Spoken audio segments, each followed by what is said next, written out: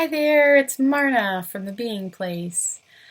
I help overworked leaders, change makers, caregivers, service providers find a path out of overwhelm, anxiety, frustration.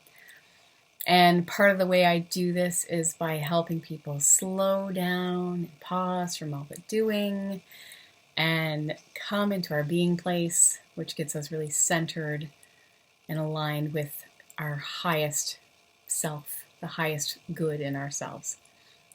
And from there, we can take action that feels more calm, proactive, and aligned with who we want to be in our lives.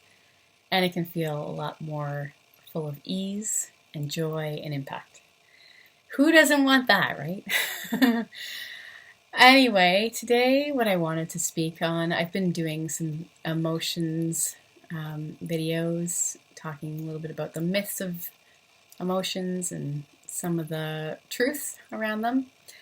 They are fascinating, highly evolved form of intelligences for us as human beings and as leaders, especially people who are modeling for other people. What I want to say today is that so many emotions get a really bad rap. A belief that we have about emotions is that there are good emotions and there are bad emotions. Emotions just are. They're just a natural physiological response in the body to an outer or inner circumstance in our lives. That's it. It's a lot like the weather. Coach and mentor friend often refers to them as weather patterns.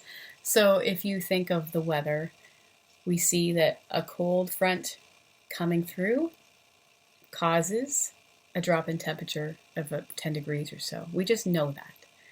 And we don't judge it. We don't say, that's wrong of it to do that. There's no way. Well, maybe sometimes there's snow and things like that. We don't want it, but we don't pretend that it's not there. We don't lock ourselves up in our rooms and ignore it or pretend that it doesn't happen or that it's not there. It doesn't exist, right? We prepare ourselves mentally, we put on our parkas, we go on outside and we deal with it. We shovel the snow. It doesn't feel always good, snow, freezing temperatures is uncomfortable, but we know that there's no other way than through it. And it's the same with emotions. So if you have anger, for instance, we know that a boundary being crossed in your life will often lead to the weather pattern of anger. That's a very natural, normal, physiological experience. And it's evolved that way. We are evolved as human beings with anger so that it restores the balance in our ecosystem of human beings. We are social animals. So we need to have personal boundaries to be able to live in harmony with each other.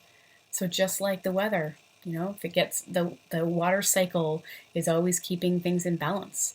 And so is emotions and things like anger.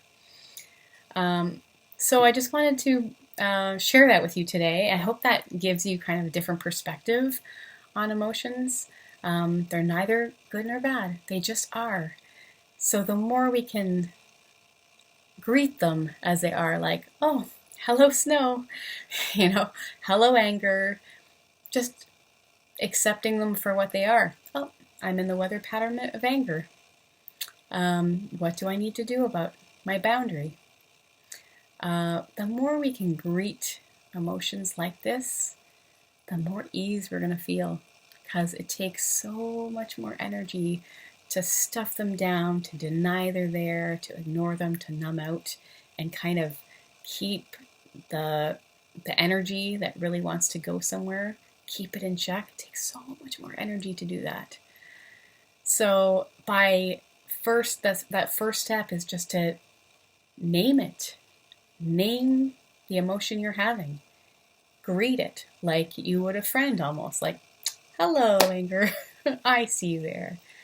that can do such amazing, freeing things for you in terms of taking the charge out of some of these more constricting and uncomfortable emotions. Just letting ourselves have the emotion, naming it, and not seeing it as good or bad makes a world of difference. I hope this was helpful. I'd love to hear your feedback and your thoughts or questions. I love talking about emotions. I could nerd out on them all day. So I hope you found this helpful, and I'll talk to you soon. Bye.